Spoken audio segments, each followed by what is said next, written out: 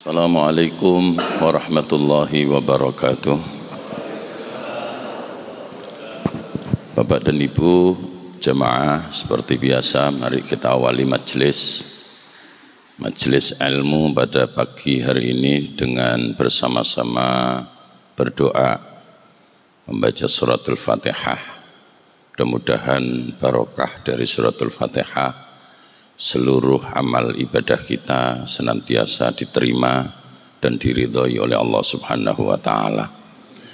Ala hadhihi niyah wa ala kulli niyatin salihah wa ila hadratin nabi al-Fatihah.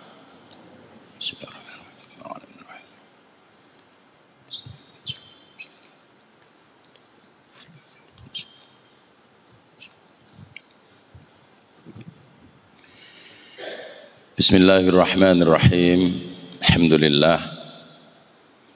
Alhamdulillahi rabbil alamin wal aqibatu lil muttaqin wala udwana illa 'alal zalimin. Asyhadu an la ilaha illallah al malikul haqqul mubin wa asyhadu anna sayyidana wa nabiyyana Muhammadan abduhu wa rasuluh Sadiqul wa'dil amin. Allahumma salli wa sallim wa barik ala Sayyidina wa maulana Muhammadin wa ala alihi wa ashabihi ajma'in. Qalu subhanaka la ilma lana illa ma 'allamtana innaka antal alimul hakim wa tub alaina innaka antat tawwabur rahim wa la hawla wa la quwwata illa billahil aliyyil azim. Rabbi shrah li sadri wa yassir li amri wa ahlul 'uqdatam min lisani yafqahu qawli. Amma ba'du. Para bapak, ibu jamaah salat subuh Masjid Al-Islah yang dirahmati oleh Allah Subhanahu wa taala, sungguh merupakan sebuah anugerah yang luar biasa ketika Allah Subhanahu wa taala masih berkenan menetapkan iman Islam di hati kita.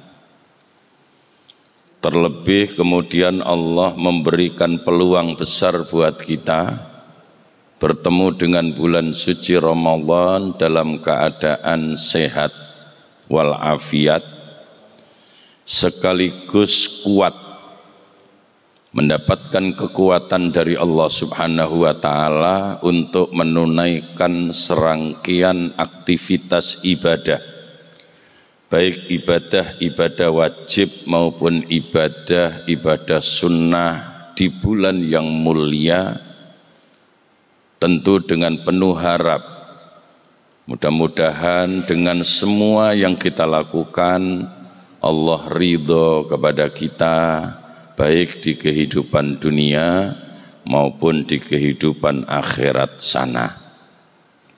Karena sesungguhnya yang paling penting bagi kita, bagaimana kita mampu merebut ridhonya Allah Subhanahu wa ta'ala. Yang kedua, tentu kita tidak pernah melewatkannya sebagai bagian dari umat Rasulullah Sallallahu Alaihi Wasallam. Bersama-sama kita lakukan, kita hadirkan sholawat ma'assalam, keharibaan junjungan agung Nabi besar Muhammad Sallallahu Alaihi Wasallam. Satu-satunya amalan yang diperintahkan sekaligus dicontohkan langsung oleh Allah Subhanahu wa taala, dan itu seringkali kita baca ayatnya, innallaha wa malaikatahu yusalluna 'alan nabi ya ayyuhalladzina amanu sallu 'alaihi wa sallimu taslima. Maka bersolawat kepada Nabi itu jangan pernah kita lewatkan, bagaimanapun bentuknya. Soal teknis dan strategik itu urusan kita, ya. Jangan pernah kita mempersoalkan teknik. Esensinya yang perlu kita bangun, bahwa kita diberi contoh untuk bersolawat kepada Nabi bahkan sekaligus diperintah untuk bersolawat kepada Nabi. Apakah itu secara teknik kita baca sendiri-sendiri atau kita baca secara berjamaah, kita baca biasa-biasa atau kita baca berirama, itu soal teknik. Intinya kita tetap bersolawat kepada Rasulullah Sallallahu Alaihi Wasallam. Bapak dan Ibu jamaah rahimakumullah, sebagaimana kita maklum bersama bahwa Ramadan ini dihadirkan oleh Allah Subhanahu wa Ta'ala secara spesifik memiliki nilai yang luar biasa, hanya diperuntukkan buat kita umat Rasulullah Muhammad Sallallahu Alaihi Wasallam. Sehingga tidak heran kalau kemudian sebutan bulan Ramadan itu beraneka ragam, karena memang faktanya Rasulullah telah menunjukkan itu semua kepada kita. Ada orang yang menyebut Ramadan itu adalah syahrul rahmah, bulan rahmat. Ada yang menyebut Ramadan itu adalah syahrun maghfirah, bulan pengampunan. Ada yang menyebut Ramadan itu syahrun mubarak, bulan yang penuh barokah. Ada orang yang menyebut pula Ramadan itu adalah syahrul Quran, bulannya Al-Quran. Semua itu sesungguhnya bermuara hanya pada satu titik, di mana Ramadan itu hadir untuk kita umat Rasulullah Sallallahu Alaihi Wasallam dengan membawa seperangkat keberuntungan. Maka saya menyebut Ramadan itu adalah bulan keberuntungan. Ketika kita mendapatkan rahmatnya Allah, maka kita adalah orang yang beruntung. Ketika kita mendapatkan keberkahan dari Allah, maka kita adalah orang yang beruntung. Ketika kita mendapatkan ampunan dari Allah, maka kita adalah orang yang beruntung. Ketika kita mampu semakin mendekat dan mencintai Al-Quran di bulan Ramadan, maka kita adalah bagian dari orang yang beruntung. Maka apapun sebutannya, intinya beruntung. Tapi jangan ikut iklan. Apapun makanannya, minumannya, saya tidak ikut-ikut itu. Ya. Jadi kalau saya katakan Ramadan itu apa? Ya apapun sebutannya, intinya cuma satu, bahwa Ramadan ini adalah bulan yang menghadirkan keberuntungan buat kita umat Rasulullah Sallallahu Alaihi Wasallam. Maka mari kita rebut keberuntungan ini, jangan sampai luput. Karena kalau keberuntungan ini lewat, maka kita akan berbalik, tidak lagi menjadi orang yang beruntung, malah jadi orang buntung. Tidak lagi mendapatkan keuntungan, tapi justru malah mendapatkan kerugian. Ini yang berbahaya. Eman-eman lah usume wong-wong doh oleh dunduman duit 10 jutaan, awake dhewe malah kelangan 10 juta. Itu kan ya kacau kan. Lho wong-wong doh usum oleh 10 jutaan kabeh kok, awake dhewe malah kelangan 10 juta. Itu kan bukan sekedar rugi itu, tapi bangkrut itu. Usume wong-wong oleh dunduman keberuntungan, kita malah dapat kerugian. Itu kan yang error di mana? Ini barangkali yang patut untuk kita cermati bersama. Senyampang Ramadan baru berjalan 3 sampai 4 hari terhitung hari ini. Saya bilang 3 sampai 4 hari karena ada yang mulai Sabtu, ada yang mulai Ahad. Ya. Hari ini adalah hari yang keberapa?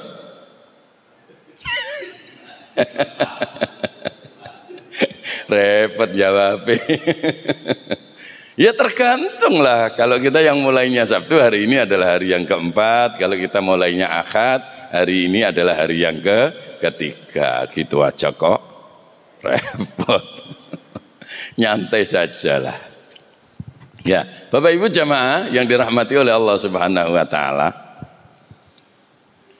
Jadi Ramadan ini betul-betul sesuatu yang luar biasa yang Allah hadirkan buat kita umat Rasulullah Sallallahu Alaihi Wasallam, dan karenanya menjadi sebuah keniscayaan bahwa apa yang dihadirkan oleh Allah dengan hadirnya bulan suci Ramadan di tengah-tengah kita, maka mari semua yang diberikan oleh Allah, semua potensi yang dihadirkan oleh Allah, semaksimal mungkin kita rebut.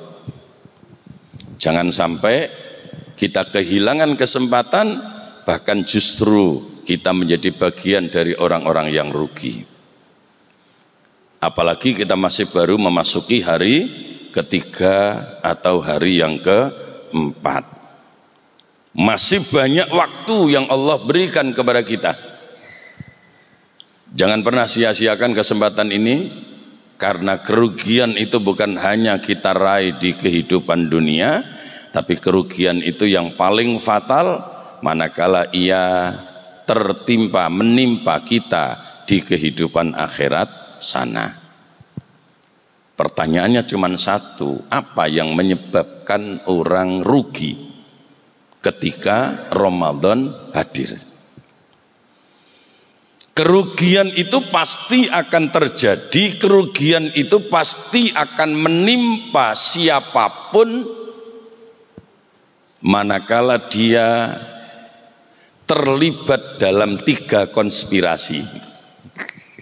Pakai bahasa-bahasa rada. Ketika kita terlibat dalam 3 konspirasi. Ya. Apa itu?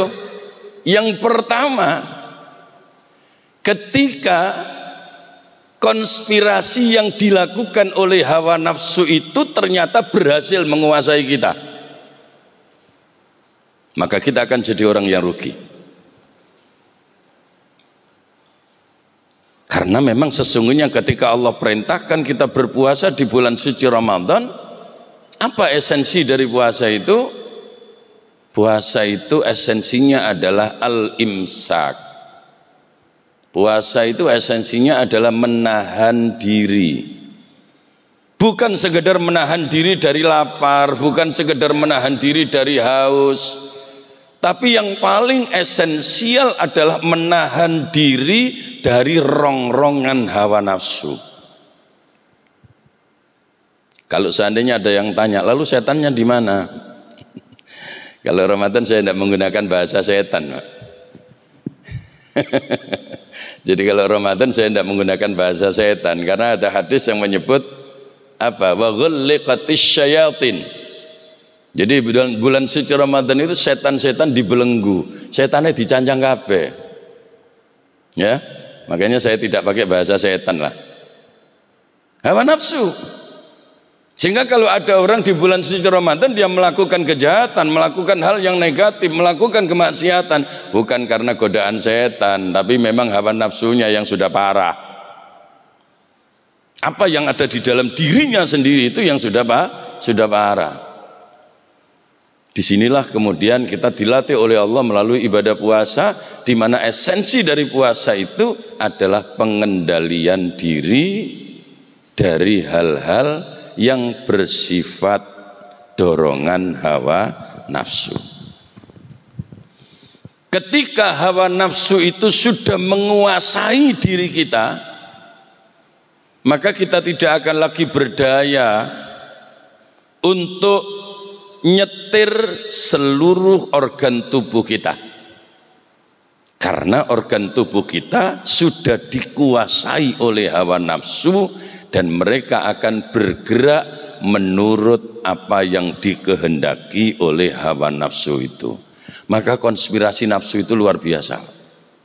Ya, konspirasi hawa nafsu itu luar biasa. Kalau kemudian mengatakan hawa nafsu itu kayak apa? Ya Quran saja rujukannya. Innan nafsala ammaratum bisu.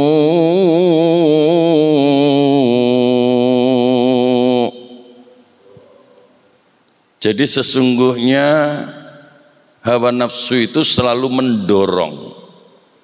mendorong kita pada hal-hal yang tercela, mendorong kita pada hal-hal yang tidak baik. Hawa nafsu itu sifatnya seperti itu. Kalau kemudian ada nafsu yang disebut nafsu baik, nafsul mutmainnah, sebut saja begitu, itu pengecualian.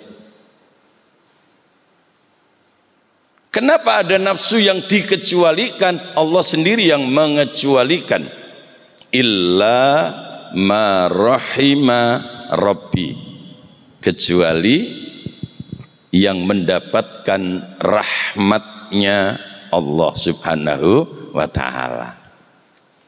Kalau yang namanya pengecualian itu jumlahnya mesti sedikit, Pak. Tidak ada pengecualian jumlahnya banyak, itu tidak ada. Kalau salak sak keranjang iku bosok kabeh, kejaba sing sak piring iku.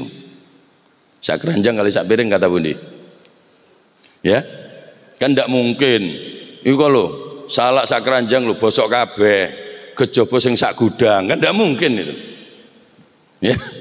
Pengecualian itu mesti lebih sedikit. Makanya nafsu yang mendapatkan rahmat itu jumlahnya ndak banyak. Nafsu yang disebut baik atau sebut saja yang kita sering kali dengar dengan bahasa nafsul mutmainnah, itu jumlahnya sedikit sekali. Disitulah kemudian kita terus berharap kepada Allah, mudah-mudahan Allah selalu berikan rahmat kepada kita sehingga nafsu kita betul-betul bisa kita kendalikan, lalu kemudian mampu menjadi nafsul mutmainnah. Allahumma amin. Bagaimana ketika hawa nafsu itu sudah mendorong kita sedemikian dahsyatnya? Ini dampak dan efeknya luar biasa sekali. Contoh yang paling tren, ketika kemarin faktanya mengawali puasa dengan perbedaan. Ini jelas ini. Ketika mengawali puasa dengan perbedaan, ada yang menentukan Sabtu, ada yang menentukan Minggu. Sesungguhnya kalau bagi kita biasa-biasa sajalah. Tidak ada yang heboh, tidak ada yang aneh, dan tidak ada yang perlu diributkan.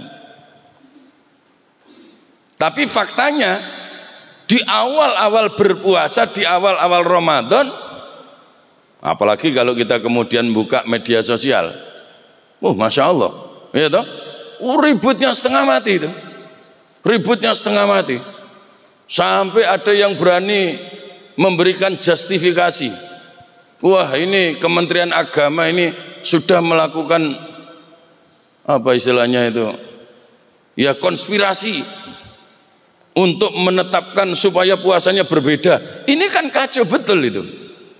Tuh kok yoru, ikut tekan di, ojo terus nyimpulno dhewe. Lah nek nyimpulno dhewe kan berarti nafsu sing melaku. Ya toh?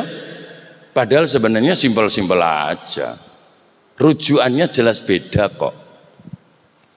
Yang Sabtu merujuk pada wujudul hilal tanpa memperhatikan seberapa tinggi hilal itu bisa ru'yat.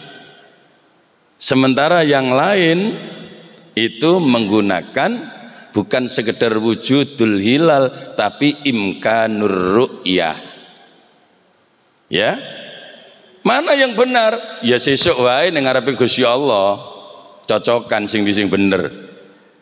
Sekarang ndak usah ngomong yang bener sing ndi.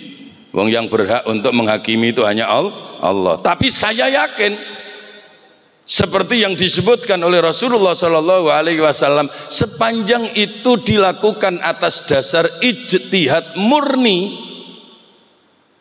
maka dua-duanya tidak ada yang salah. Karena Rasulullah bilang ijtihad murni, ijtihad yang tidak didorong oleh hawa nafsu, tetapi semata-mata karena dasar ilmu, maka kalaupun salah masih dapat 1 poin, kalau benar dapat 2 poin. Berarti salah pun kan tetap baik menurut Allah, asal itu ijtihad benar, bukan ijtihad hawa nafsu. Sehingga sejak dulu kalau saya melihat perbedaan apapun itu ya biasa-biasa aja lah, nyantai aja. Wong sholat aja kita berbeda kok, gitu. Kita yang sholat setiap hari 5 kali yang wajib ya, zuhur, asar, maghrib, isya, subuh, itu sudah menjadi rutinitas kita setiap hari. Itu saja yang betul-betul tidak berbeda dari seluruh ulama-ulama madhab, itu cuman pada jumlah bilangan rokaatnya. Itu yang disepakati oleh seluruh ulama-ulama madhab yang sahih. Yang subuh itu 2 rakaat, yang duhur petang rakaat, asar petang rakaat, maghrib 3 rakaat, isya petang rakaat. Itu sudah ijtima semua ulama, ya jelas. Makanya kita pun tidak pernah mempersoalkan apa-apa ya, karena memang seperti itu. Lah kok zaman akhir enek wong subuh ini 3 rakaat lagi perlu diperiksa no. Berarti kable enek sing koslet. Hanya itu. Tapi giliran pelaksanaannya mulai dari niat saja sudah berbeda. Ayo gini Muhammadan. Mulai dari niat saja sudah berbeda. Yang satu niat itu di hati tapi disunahkan baca usolli. Yang satu niat itu cukup di hati, tidak disunahkan usolli. Ayo ngomong sing bener ndi ngono. Iya toh? Baru di tataran niat saja implementasinya sudah berbeda. Bener, podo bener lah. Wong yo yang berbeda itu hanya sekedar hal-hal yang bersifat furu'iyah, apalagi hanya menyangkut sunnah. Tidak ada masalah. Ketika takbiratul ihram kalimatnya sama, Allahu Akbar, implementasinya pada saat mengangkat tangan sudah beda. Gitu? Ada yang angkat tangannya sampai sini karena sejajar pundak ke atas. Ada yang hanya sampai sini karena sejajar pundak ke depan. Sama-sama boleh, sama-sama sah. Ya untungnya ndak ada yang bilang sejajar pundak ke samping, ngakin tenda inggon. Kan terus gini. Wah repot kalau sudah gitu kan. Ya. Jadi saya cuma cerita begini supaya apa? Supaya kita semakin paham sehingga mampu mengendalikan hawa nafsu kita ketika dalam tataran kehidupan kita menemukan perbedaan antar sesama. Biasa aja lah, hidup itu seperti itu. Ndak usah heboh, ndak usah ribut. Apalagi kemudian merasa paling benar sendiri, ya, wong liya sing gak padha karo awake dianggap salah, lalu dia menjadi kelompok yang eksklusif, hanya dengan kelompoknya sendiri, nek karo kelompok liya moh. Ini kacau kalau sudah begini, ya. Itu sudah jelas nafsu yang berjalan. Apa? Kesombongannya luar biasa, merasa kelompoknya sendiri yang paling benar. Pokoknya aku diimami karo wong liya moh. Gelem gak gelem kudu boloku dhewe, kudu kiaiku dhewe, kudu jamaahku dhewe. Nek gak ngono gak sah. Wah ini sing kacau Pak. Ono lho wong model ngono ku, gitu. Wah kacau itu, betul-betul kacau. Wong zaman sahabat saja perbedaan itu sudah muncul kok. Zaman sahabat perbedaan itu sudah muncul pada tataran implementasi loh nggih. Bukan pada tataran prinsip, pada tataran implementasi. Saya pernah cerita Abu Bakar dengan Umar dalam urusan sholat witir itu pada tataran pelaksanaannya beda Pak. Abu Bakar itu kalau witir sebelum tidur, kalau Umar nggak mau Umar itu kalau witir setelah tidur, setelah sholat malam, lalu ditutup dengan witir. Itu Umar. Ya, ketika disampaikan kepada Rasulullah, ya Rasulullah tersenyum aja. Ya, kenapa? Rasulullah tidak pernah heboh dengan hal-hal yang begitu. Faktanya apa? Faktanya dua-duanya masuk dalam barisan sahabat yang utama, bahkan termasuk di antara orang yang dijamin untuk masuk surga. Dua-duanya. Terus kita mau ngomong apa? Ya, wah iku sing bener Umar, iku sing bener Abu Bakar. Kan kacau wong karo-karo ya padha mulyane, karo-karo ya padha mlebu swargane, kan begitu. Artinya apa? Rasulullah jauh-jauh sudah menunjukkan kepada kita bahwa perbedaan itu adalah hal biasa. Asal bukan yang prinsip lah ya. Kalau sudah menyangkut akidah nanti dulu, ya. Nah, gitu. Nah, nek ditakoni, apa Abu Bakar nek witir kok sadurunge turu? Jare Abu Bakar, aku nek witirku ngenteni tangi turu, aku kuatir. Iya nek aku turu terus iso tangi. Nah nek aku turu terus langsung gak tangi, tegese mati, aku kan rugi, malam ini ndak dapat witir. Itu Abu Bakar. Prinsipnya prinsip kehati-hatian. Kalau Umar tidak. Umar bilang, Mar, kamu kok kalau witir mesti nunggu sholat tahajud terus ditutup dengan witir? Iya. Kenapa? Lah aku yakin engko iku mesti aku tangi kok. Ya. Artinya apa? Umar menggunakan prinsip optimisme dalam hidupnya. Hati-hati dengan optimis, baik yang mana, Pak? Ayo, sapa sing jawab? Hati-hati dengan optimis itu baik mana? Tidak bisa dibandingkan, iya toh? Tidak bisa dibandingkan. Pada hal-hal tertentu kita memang harus hati-hati, tapi pada hal-hal yang lain kita harus tetap optimis. Dua-duanya tetap sifat yang baik. Nah, seperti itu. Jadi saya cerita begini ini ya, ingin membangun mindset supaya kita tidak sampai terpuruk seperti kata dalam tempurung. Jangan pernah jadi kelompok eksklusif. Karena itu dipastikan di hati ada kesombongan. Ya, jangan pernah menjadi bagian dari kelompok eksklusif. Karena itu dipastikan sudah ada kesombongan. Rumangsa kelompok dhewe sing paling bener. Jangan, biasa-biasa saja. Ya saya itu kalau diundang suruh ngaji, suruh tarawih, ngimami tarawih, ya biasa aja. Kebetulan masjid yang ngundang saya tarawihnya 23, ya saya suruh ngimami ya 23. Kemarin ketika saya diundang di musola yang kebetulan tarawihnya 11 dengan witir, ya 11. Gitu aja kok. Repot. Ya nyantai-nyantai aja. Wong ya dua-duanya punya pijakan kok. Kenapa kita harus heboh dengan perbedaan? Ya tidak ada masalah. Dan itu hanya bisa dilakukan manakala kita mampu mengendalikan hawa nafsu. Mata kita juga begitu, hidung kita, telinga kita, mulut kita, tangan kita, semuanya ketika kita sanggup mengendalikan hawa nafsu sehingga nafsunya tidak menguasai semua itu, maka kita akan menjadi orang yang beruntung.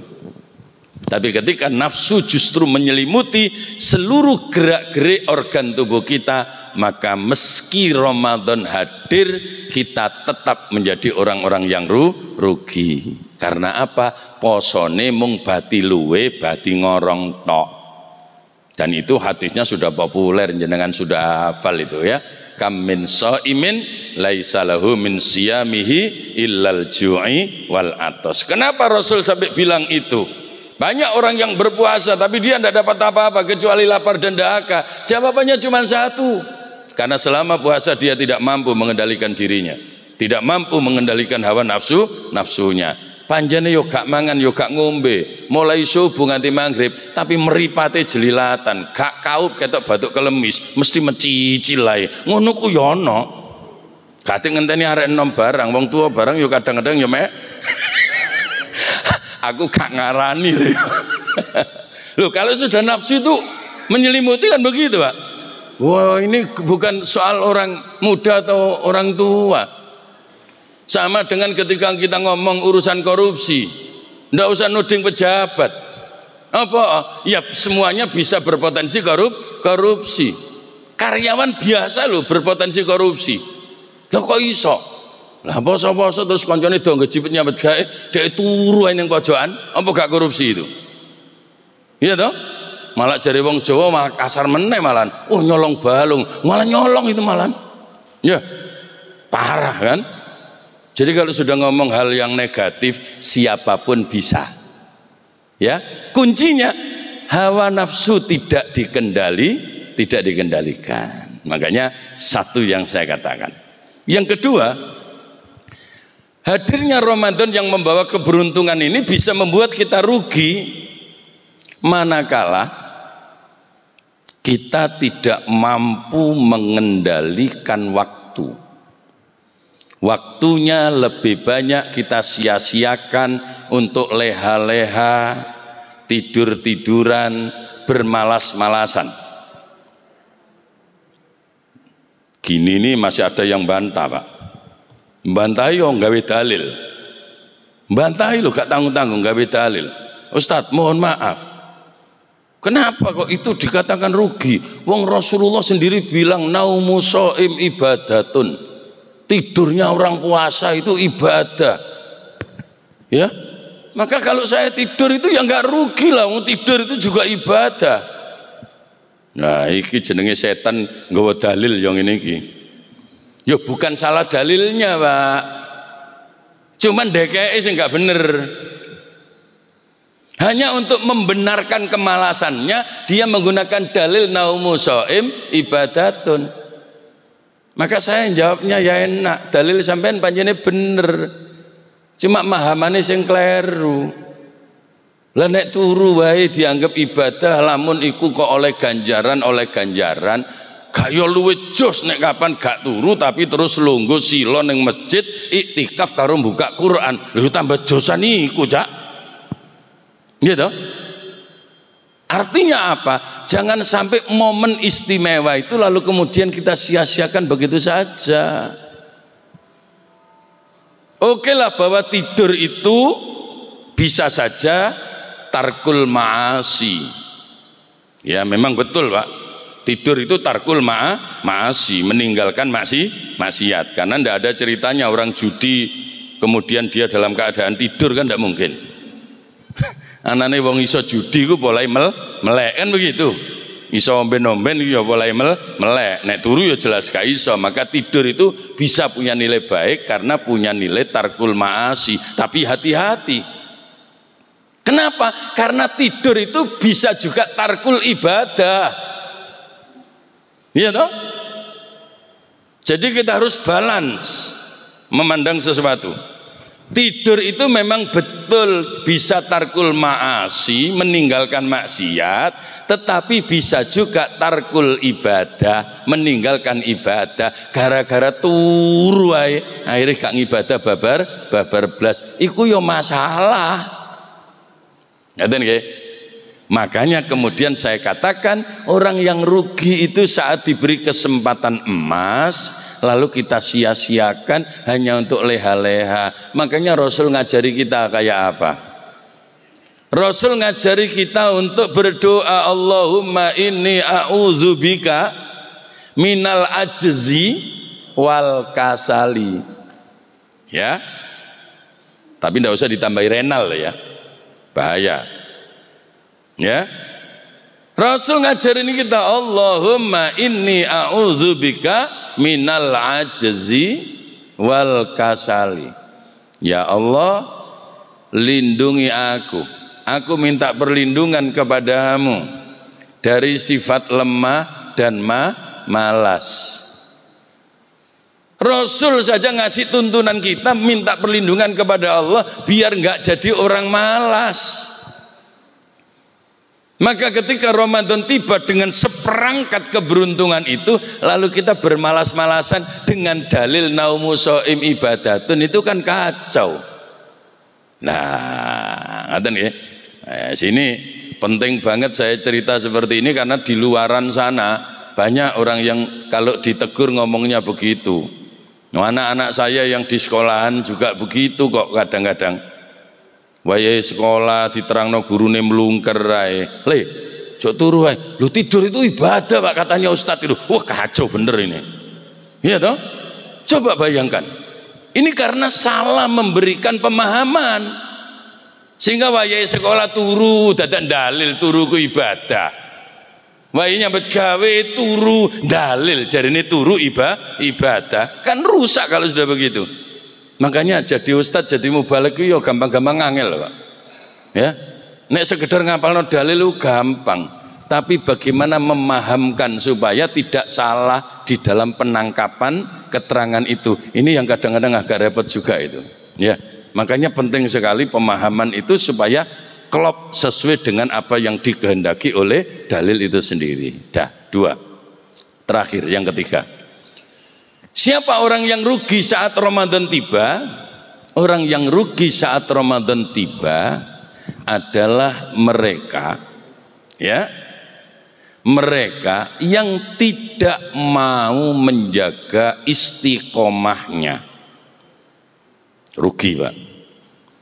Pertanyaannya, apakah ada orang yang ketika Ramadan tidak istiqomah? Akeh. Nggih. Ramadan dia beribadah tapi ibadahnya nggak istiqomah. Kalau tadi malam ketiga atau malam keempat, alhamdulillah jamaah tarawih di masjid saya, di musola saya masih penuh. Tapi kira-kira 15 dinongkas.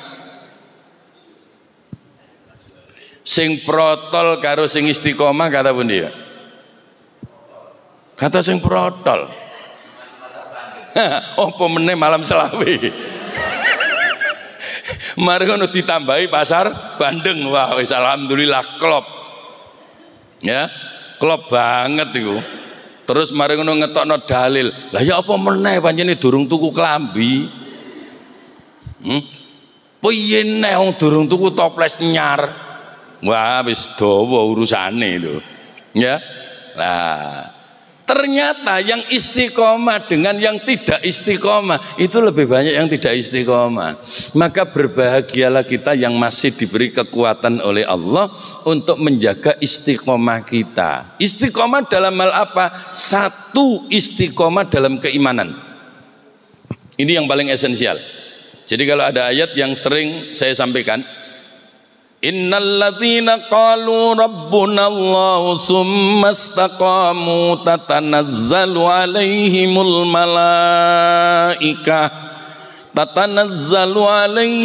malaikatu alla takhafu wa la tahzanu wa abshiru bil jannati allati kuntum tu'adun. Ini istiqomah yang paling esensial, yaitu istiqomah dalam keimanan. Ya, setelah menyebut Allah Tuhanku, summastaqamu, lalu dia istiqomah. Istiqomah apa? Istiqomah menjaga keimanannya. Baru kemudian diimplementasikan istiqomah dalam ibadahnya.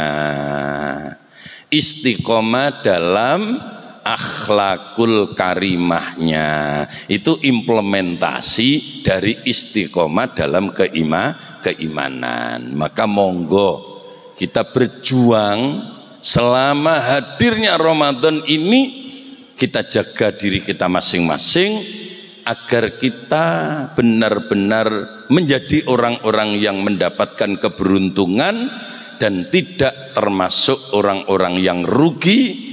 Karenanya hawa nafsu mari kita kendalikan dengan baik. Yang kedua, waktu kita manfaatkan dengan baik dan maksimal.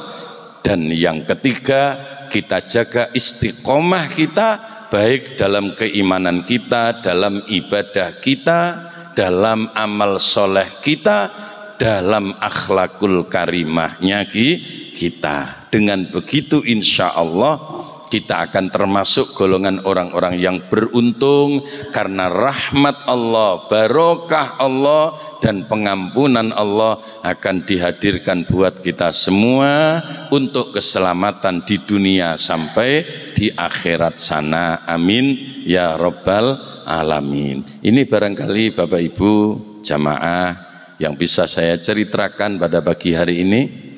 Mudah-mudahan ada guna dan manfaatnya, dan mohon maaf barangkali apa yang saya sampaikan tutur kata atau apapun yang tidak berkenan, saya mohon maaf yang sebesar-besarnya. Hadanallah wa iyyakum ajmain.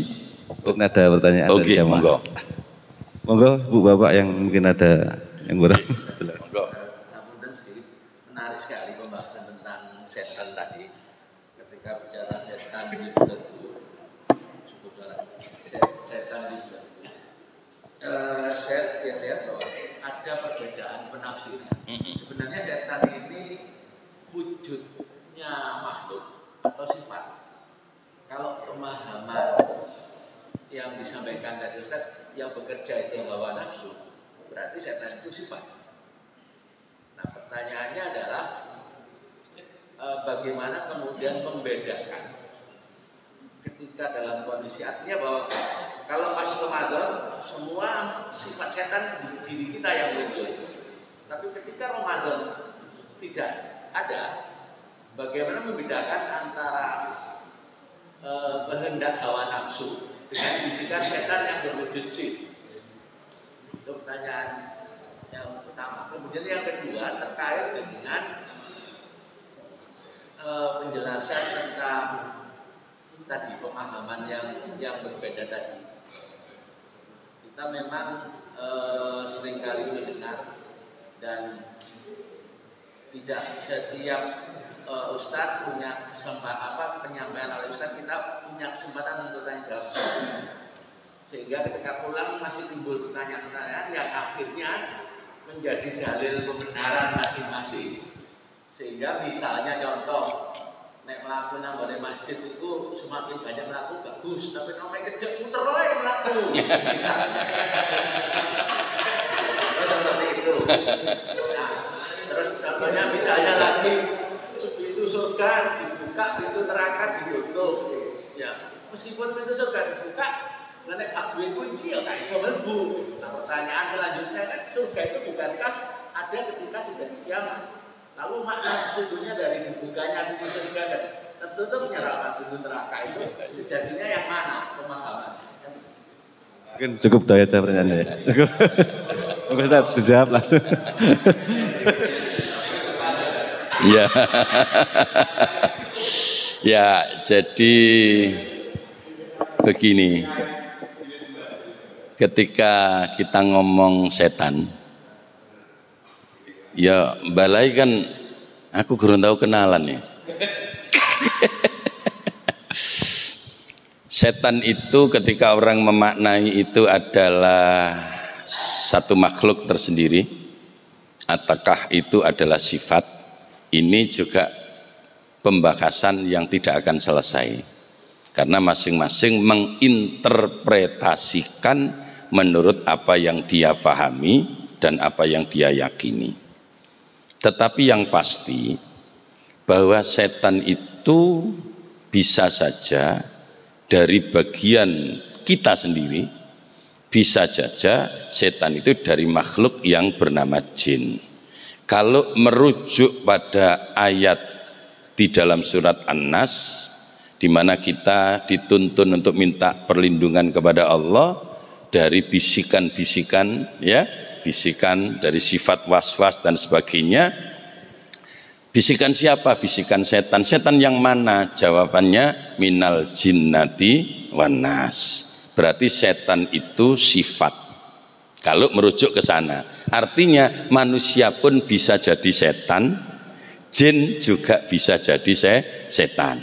Manusia bisa baik, jin juga bisa baik. Maka ada jin Islam dan seterusnya dan seterusnya. Nah, ketika kemudian kita sebut bahwa setan dari golongan jin yang memungkinkan untuk bisii kita, ya perkorone bisiane gak kondo itu apa? Sehingga kemudian kita sulit membedakan ini bisikannya setan apa ini adalah dorongan hawa nafsu yang ada dalam diri kita sendiri. Nah, kalau kita ditanya perbedaannya di mana, memang sangat-sangat Sulit dijawab karena ini persoalan gaib. Sebut saja ini persoalan gaib. Sesuatu yang tidak ain ya, tidak wujud, ya kan? Tidak wujud. Namun begini, kadangkala karena seringnya kita itu berteman tanpa sadar, watak, sifat dan perilaku teman itu nempel ke kita. Nggih. Awake dhewe ku bolak-balik kumpul karo wong sing ahli ibadah, sing awake dhewe asale males. Itu suwe-suwe iso ketularan gelem ibadah. Awake dhewe sing bolak-balik kumpul karo wong sing rusak-rusak, yang semula kita itu tidak rusak, itu potensi untuk ketularan rusak itu banyak. Awalnya mereka ngajak kita untuk rusak, tapi karena saking seringnya diajak, akhirnya ketika orang yang rusak ini sudah jauh dari kita tetap rusak. Kenapa? Karena sudah terjadi proses kulinanisasi. Nah, itu proses itu alamiah, Pak. Ya, proses kulinanisasi. Sama dengan itu tadi. 11 bulan ketika setan masih dilepas oleh Allah, dia selalu mendampingi hidup kita, bisiki kita terus. Saking geleke awake dhewe nurut karo setan, ketika setan itu dibelenggu apapun dia, apakah itu sifat atau itu wujud, ya, ketika dibelenggu awake dhewe kulinen nurut setan akhirnya nafsune melakukan hal-hal seperti yang menjadi bisikan setan kemarin waktu dia masih dilepas. Itu aja, ya. Nah, kemudian dalam hal pemahaman memang betul, Pak, kita harus hati-hati. Jangan sampai kita bergurau niatnya, tapi kemudian audien atau jamaah menanggapi itu adalah hal yang serius. Makanya ngapunten, saya itu ndak seberapa tertarik ngaji terus atik kakek guyon, itu enggak seberapa tertarik karena resikonya tinggi, resikonya besar. Ya sesekali sekedar kanggo ngilangi ngantuk ngono wae, ya toh. Tapi kalau humor itu menjadi menu utama, akhirnya itu seakan-akan menjadi tuntunan. Ya. Kalau kemudian yang dicontohkan tadi, sholat itu kita mau ke masjid itu makin jauh makin baik.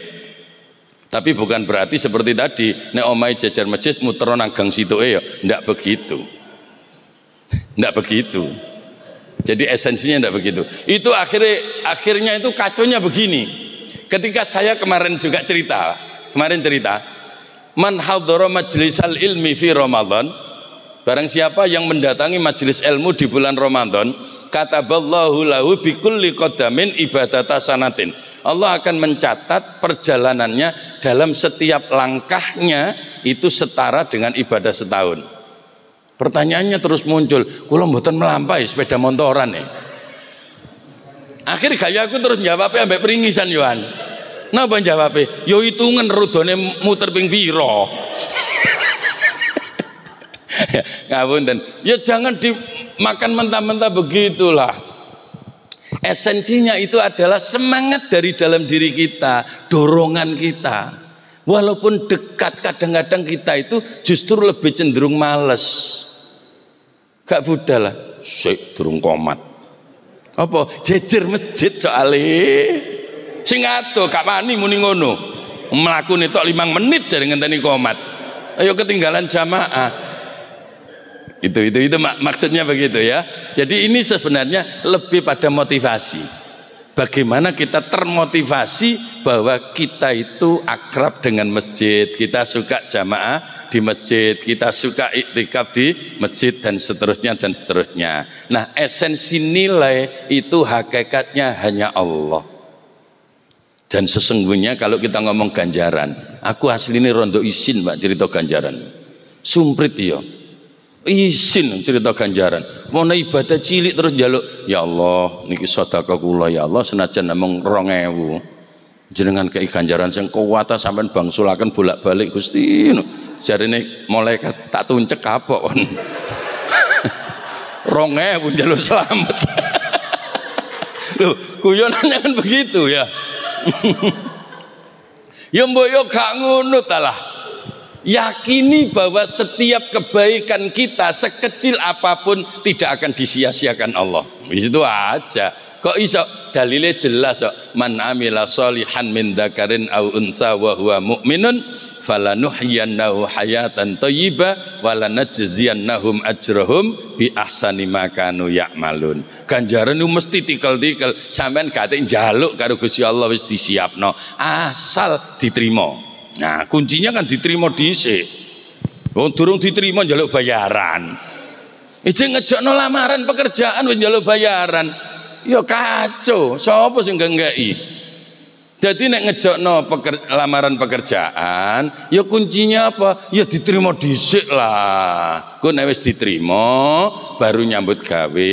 Nek wis nyambut gawe, gak usah njaluk bayaran. Angger tanggal 1 mesti diwenehi bayaran. Ngono kok jek njaluk wae jare bendarai. Ruwet temenan wong situ iki. Wis pecatan nek.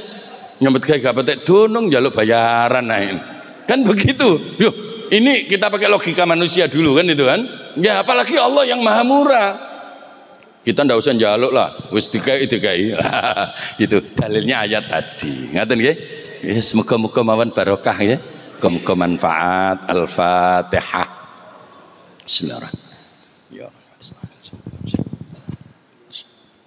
Bismillahirrahmanirrahim. Allahumma shalli wa sallim ala sayyidina Muhammad wa ala alihi alamin hamdan yufi ni'amika wa mazida. Ya Rabbana lakal hamdu kama yanbaghi li jalali wajhikal karim 'azimi sultanik. Allahumma salli ala sayyidina Muhammadin salatan nujina biha min jami'il ahwali wal afat taqdi lana biha jami'il hajat wa tutahhiruna biha min jami'is sayyi'at tarfa'una bika 'ala darajat wa tuballighuna biha min jami'is sayyi'at tarfa'una bika 'ala darajat wa tuballighuna biha aqsal ghayat jami'il khairat bil hayati wa ba'dal mamat. Allahumma taqabbal minna innaka antas samiul 'alim wa tub 'alaina innaka antat tawwabur rahim.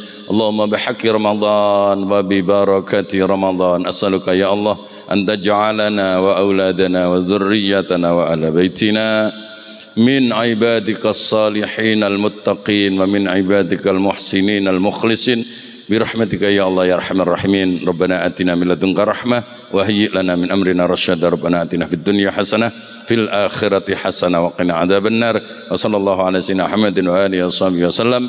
Alhamdulillahi rabbil alamin. Subhanakallahumma wa bihamdik asyhadu an la ilaha illa anta astaghfiruka wa atubu ilaik. Subhana rabbika rabbil izzati amma yasifun wa salamun alal mursalin.